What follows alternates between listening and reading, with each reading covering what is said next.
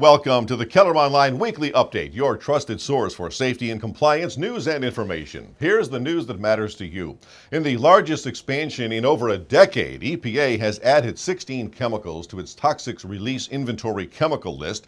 Covered facilities will need to submit data on releases of these chemicals, starting with a report due in July of 2012.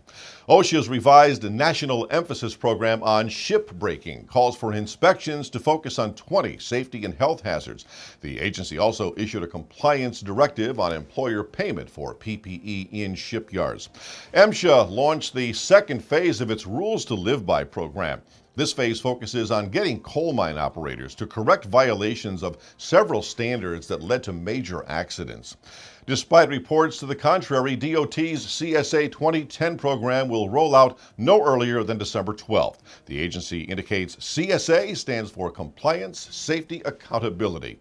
As reported by the American Trucking Associations, the For-Hire Truck Tonnage Index rose 0.8% in October, and year-to-date tonnage is up more than 6% compared to the same period last year. DOT found that states with increased fines for unbuckled motorists have substantially increased seatbelt use. For a safe and happy holiday season, DOT Secretary Ray LaHood urges motorists to buckle up and put away their cell phones. For more information on this and other safety news, please visit Keller Online, the most widely used safety management tool on the web at kelleronline.com. Thanks for joining us. We'll see you next week. Until then, be safe.